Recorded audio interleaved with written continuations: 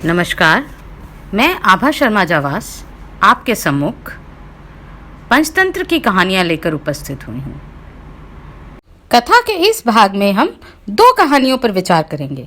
पहला, 100 पकवानों के होते हुए जो रस्सी खाए, कंजूसी में पक्का वो जान से जाए। दूसरा, कोई बेचे चीज अगर सस्ते में तो कुछ तो गड़बड़ है उसके बस्ते में। बिना कारण कार्य नहीं, हेतु रत्न भविष्यते। हर काम के कारण की खोज करो, अकारण कुछ भी नहीं हो सकता। एक बार मैं चौमासे में एक ब्राह्मण के घर गया था। वहां रहते हुए एक दिन मैंने सुना कि ब्राह्मण और ब्राह्मण पत्नी में यह बातचीत हो रही है। कल सुबह कर्क संक्रांति है, भिक्षा के लिए मैं दूसरे गांव जाऊंगा। वहां एक ब्राह्मण सूर्य देव की तृप्ति के लिए कुछ दान करना चाहते हैं। तुझे तो भोजन योग्य अन्न कमाना भी नहीं आता। तेरी पत्नी होकर मैंने कभी सुख नहीं भोगा, मिष्टान नहीं खाए, वस्त्र और आभूषणों की तो बात ही क्या करनी। देवी, तुम्हें ऐसा नहीं कहना चाहिए। अपनी इच्छा के अनुरूप धन किसी को नहीं मिलता। पेट भरने योग्य अन्न तो मैं भी ले आता हूँ। इससे अधिक की तृष्णा का त्याग कर दो। यदि तृष्णा के चक्कर में मनुष्य के माथे पर शिखा हो जाती है तो वह व्यर्थ है। वह कैसे? तब ब्राह्मण ने सुअर, शिकारी और गीदड़ की एक कथा सुनाई। अति लोभ नाश का मूल, अति तृष्णा न कर्तव्यः, तृष्णाम नैव परित्यज्यते। लोभ तो स्वाभाविक है, किंतु अतिशय लोभ मनुष्य का सर्वनाश कर देता है। एक दिन एक शिकारी शिकार की खोज में जंगल की ओर गया। जाते जाते उसे वन में काले अंजन का पहाड़ जैसा काला बड़ा सुअर दिखाई दिया। उसे देखकर उसने अपने धनुष के प्रत्यंचा को कानों तक खींचकर निशाना मारा। निशाना ठीक स्थान पर लगा। सुअर घायल होकर शिकारी की ओर दौड़ा। शिकारी भी तीखे दांतों वाले सुअर के हमले से गिरकर घायल हो गया। उसका पेट फट गया। शिकारी और शिकार दोनों का ही अंत हो गया। इस बीच एक भटकता हुआ भूख से तड़पता गीदड़ वहां आ गया। वहां सुअर और शिकारी दोनों को मरा देखकर वह सोचने लगा, आज देववश बड़ा अच्छा भोजन मिला है।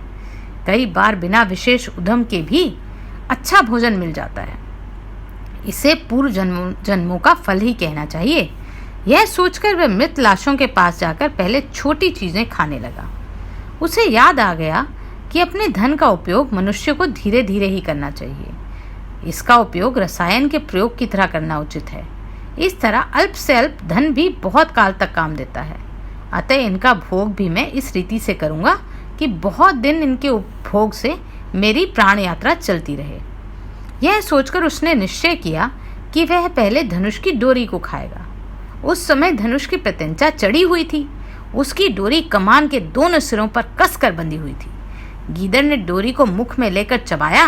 चबाते ही वह डोरी बहुत वेग से टूटी और धनुष के कोने का एक सिरा उसके माथे को भेदकर ऊपर निकल गया। माने माथे पर शिखा निकल आई हो। इस प्रकार घायल होकर गीदड़ भी वहीं मर गया।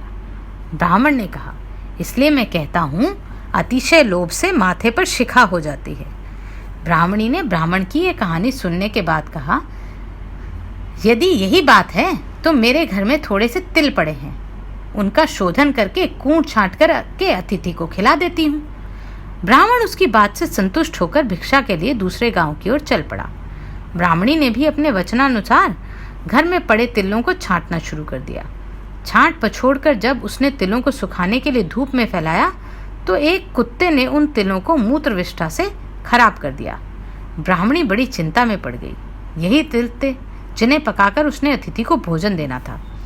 बहुत विचार करके उसने सोचा कि अगर यह इन शोधित तिलों के बदले अशोधित तिल मांगेगी तो कोई भी दे देगा। इनकी उच्छिष्ट होने का किसी को पता ही नहीं चलेगा। यह सोचकर वह उन तिलों को छाछ में रखकर घर घर घूमने लगी और कहने लगी, कोई इन छटे हुए तिलों के स्थान पर बिना छटे हुए तिल दे दो। अचानक यह हुआ कि जिस घर में मैं भिक्षा के लिए गया था उसी घर में वह भी तिलों को बेचने पहुंच गई और कहने लगी, बिना छटे हुए तिलों के स्थान पर छटे हुए तिलों को ले लो। उस घर की गृहपत्नी जब यह सौदा करने जा रही थी तब उसके लड़के ने अर्थशास्त्र पढ़ा हुआ था। कहा, माता, इन तिलों को मत लो। कौन पागल होगा जो बिना छटे तिलों को लेकर छटे हुए तिल देगा। यह बात निष्कारण नहीं हो सकती। अवश्य में इन छठे तिलों में कोई दोष होगा। पुत्र की माँ के कहने से माता ने यह सौदा नहीं किया।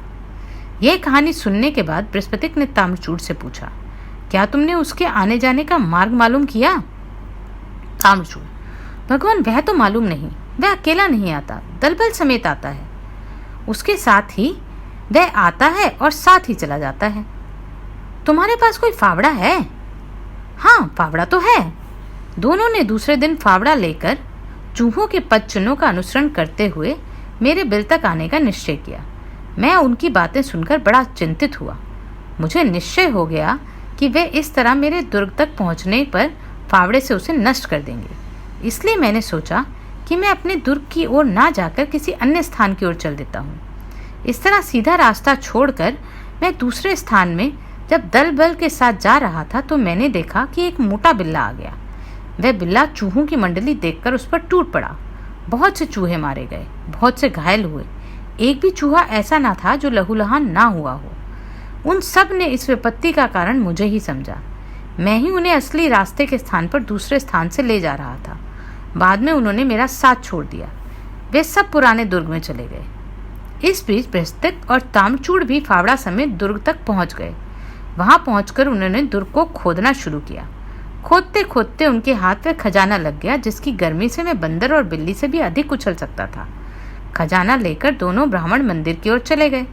मैं जब अपने दुर्ग में गया तो उसे उजड़ा देखकर मेरा दिल बैठ गया। उसकी यह अवस्था देखी नहीं जाती थी। सोचने लगा, क्या करूं, कहाँ जाऊं, मेरे मन को कहाँ शांति मिलेगी।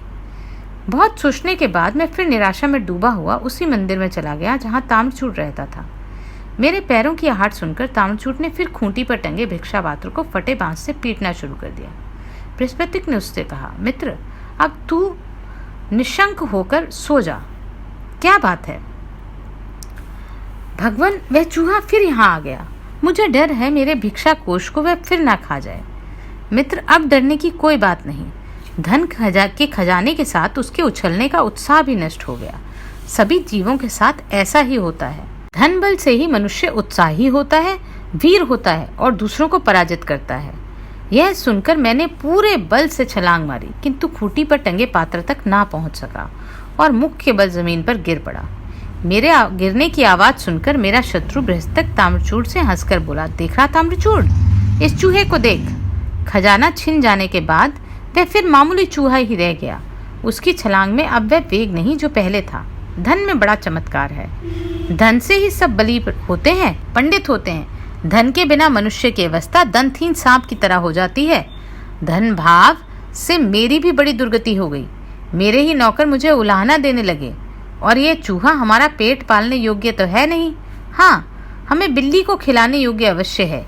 यह कहकर उन्होंने मेरा साथ छोड़ दिया। मेरे साथी मेरे शत्रुओं के साथ मिल गए। मैंने भी एक दिन सोचा कि मैं फिर मंदिर में जाकर खजाने पाने का यत्न करूंगा। इस यत्न में मेरी मृत्यु भी हो जाए तो भी चिंता नहीं। यह सोचकर मैं फिर मंदिर गया। मैंने देखा कि ब्राह्मण खजाने की पेटी को सिर के नीचे रखकर सो रहा है। मैं पेटी में के छिद्र में घुसकर जब धन चुराने लगा तो वह जाग गया। लाठी लेकर वह मेरे पीछे दौड़े। एक लाठी मेरे सिर पर लगी। आयु शेष थी, इसलिए मृत्यु नहीं हुई, किंतु घायल बहुत हो गया। सच तो यह है, जो धन भाग्य में लिखा होता है वह तो मिल ही जाता है। संसार की कोई शक्ति उसे हस्तगत होने में बाधा नहीं डाल सकती। इसलिए मुझे कोई शोक नहीं। जो हमारे हिस्से का है वह हमारा अवश्य होगा। इतनी कथा कहने के बाद हिरण्यक ने कहा, इसलिए मुझे वैराग्य हो गया और इसलिए मैं लघुपत्नक की पीठ पर चढ़कर यहाँ आ गया। मंत्रक ने उसे आश्वासन देते हुए कहा, मित्र, नष्ट हुए धन की चिंता न करो। जवानी और धन का उपभोग क्षणिक ही होता है। पहले धन के अर्जन में दुख है, फिर संरक्षण में दुख है। जितने कष्टों से मनुष्य धन को संचय करता है, उसके शतांश कष्टों से भी यदि वह धर्म का संचय करे तो उसे मोक्ष मिल जाए। विदेश प्रवास का भी दुख मत करो। व्यवसायी के लिए कोई स्थान दूर नहीं, विद्वान के लिए कोई विदेश नहीं और प्रियवादी के लिए कोई भी पराया नहीं। इसके अतिरिक्त धन कमाना तो भाग्य की बात है। भाग्य ना हो तो संचित धन भी नष्ट हो जाता है। अभागा आदमी अर्थोपार्जन करके भी उसका भोग नहीं कर पाता, जैसे मूर्ख सौमिलक नहीं कर पाया। कैसे? मंत्रक ने तब सौमिलक की यह कथा सुनाई। कर्महि नर पावत नाही, अर्थस्योपार्जनं कृत्वा नैवा भाग्य समुष्णुते, कर्तलगतमपि नश्यति यस्य तु भवितव्यतः न असति। भाग्य में ना था तो हाथ में आए धन का भी उपभोग नहीं होता है। एक नगर में सौमिलक नाम का जुलाहा रहता था। विविध प्रकार के रंगीन और सुंदर वस्त्र बनाने के बाद भी उसे भोजन वस्त्र मात्र से अधिक धन कभी प्राप्त नहीं होता था। अन्य जुलाहे मोटा सादा कपड़ा बुनते हुए धनी हो गए थे। उन्हें देखकर एक दिन सौमिलक ने अपनी पत्नी से कहा, प्रिय देखो, मामूली कपड़ा बुनाने वाले जुलाहों ने भी कितना धन वैभव संचित कर लिया है, और मैं इतने सुंदर उत्कृष्ट वस्त्र बनाते हुए भी आज तक निर्धन ही हूँ। प्रतीत होता है यह स्थान मेरे लिए भाग्यशाली नहीं, अतः विदेश जाकर धनोपार्जन करूंगा। सौमिलक पत्नी ने कहा, प्रियतम, विदेश में धनोपार्जन की कल्पना मिथ्या स्वप्न से अधिक नहीं। धन की प्राप्ति होनी हो तो स्वदेश में भी हो जाती है, ना होनी हो तो हथेली में आया धन भी नष्ट हो जाता है। अतः यहीं रहकर व्यवसाय करते रहो। भाग्य में लिखा होगा तो यही धन की वर्षा हो जाएगी। भाग्य अभाग्य की बातें तो कायर लोग करते हैं। लक्ष्मी उद्योगी और पुरुषार्थी शेर नर को ही प्राप्त होती है। शेर को भी अपने भोजन के लिए उद्यम करना पड़ता है। मैं भी उद्यम करूंगा, विदेश जाकर धन संचय का यत्न करूंगा। यह कहकर सौमिलक वर्धमानपुर चला गया। वहां 3 वर्षों में अपने कौशल से 300 सोने की मुद्राएं लेकर वह घर की ओर चल दिया। रास्ता लंबा था। आधे रास्ते में ही दिन ढल गया। शाम हो गई। आसपास कोई घर नहीं था। एक मोटे वृक्ष की शाखा के ऊपर चढ़कर रात बिताई। सोते सोते स्वप्न आया कि 2 भयंकर आकृति के पुरुष आपस में बात कर रहे हैं। एक ने कहा, हे पौरुष, तुम्हें क्या मालूम है कि सौमिलक के पास भोजन वस्त्र से अधिक धन नहीं रह सकता? तब तूने उसे 300 मुद्राएं क्यों दी? दूसरा बोला, हे भाग्य, मैं तो प्रत्येक पुरुषार्थी को एक बार उसका फल दूंगा ही। उसे उसके पास रहने देना या नहीं रहने देना, यह तेरे अधीन है। स्वप्न के बाद सौमिलक की नींद खुली तो देखा कि मोहरों की पात्र खाली था। इतने कष्टों से संचित धन इस प्रकार लुप्त हो जाने से सौमिलक बड़ा दुखी हुआ और सोचने लगा, अपनी पत्नी को कौन सा मुख दिखाऊंगा, मित्र क्या सोचेंगे। यह सोचकर वह फिर वर्धमानपुर की ओर वापस आ गया। वहां दिन रात घोर परिश्रम करके उसने वर्ष भर में 500 मुद्राएं जमा की। उन्हें लेकर वह घर की ओर जा रहा था कि फिर आधे रास्ते में रात पड़ गई। इस बार वह सोने के लिए ठहरा नहीं, चलता ही रहा। किंतु चलते चलते ही उसने फिर उन दोनों पौरुष और भाग्य को पहले की तरह बातचीत करते सुना। भाग्य ने फिर वही बात कही, हे पौरुष, क्या तुझे मालूम नहीं कि सौमिलक के पास भोजन वस्त्र से अधिक धन नहीं रह सकता? तब उसे तूने 500 मोहरें क्यों दी? पौरुष ने वही उत्तर दिया, हे भाग्य, मैं तो प्रत्येक व्यवसायी को एक बार उसका फल दूंगा ही। इससे आगे तेरे अधीन है, उसके पास रहने दे या छीन ले। इस बातचीत के बाद सौमिलक ने अपनी मोहरों वाली गठरी देखी तो वह मोहरों से खाली था। इस तरह 2 बार खाली हाथ होकर सौमिलक का मन बहुत दुखी हुआ। उसने सोचा, इस धनहीन जीवन से तो मृत्यु ही अच्छी है। आज इस वृक्ष की टहनी से रस्सी बांधकर उस पर लटक जाता हूँ और यहीं प्राण दे दूंगा। गले में फंदा लगा उसे टहनी से बांधकर जब वह लटकने ही वाला था तो उसे आकाशवाणी सुनाई दी, सौमिलक, ऐसा दुस्साहस मत कर। मैंने ही तेरा धन चुराया है। तेरे भाग्य में वो भोजन वस्त्र मात्र से अधिक धन का उपयोग नहीं लिखा। व्यर्थ के धन संचय में अपनी शक्ति नष्ट मत कर। घर जाकर सुख से रह। तेरे साहस से तो मैं प्रसन्न हूँ। तू चाहे तो कुछ वर मांग ले, मैं तेरी इच्छा पूरी करूंगा। सौमिलक ने कहा, मुझे वरदान में प्रचुर धन दे दो। अदृष्ट देवता ने उत्तर दिया, धन का क्या उपयोग? तेरे भाग्य में उसका उपभोग नहीं है। भोग रहित धन को लेकर क्या करेगा? सौमिलक तो धन का भूखा था। बोला, भोग हो या ना हो, मुझे धन ही चाहिए। बिना उपयोग या उपयोग के भी धन की बड़ी महिमा है। संसार में वही पूज्य माना जाता है जिसके पास धन का संचय हो। कृपण और अकुलीन भी समाज में आदर पाते हैं। संसार उनकी ओर आशा लगाए बैठा रहता है। जिस तरह वह गीदड़ बैल से आशा रखकर उसके पीछे 15 वर्षों तक घूमता रहा। भाग्य ने पूछा, कौन सा गीदड़?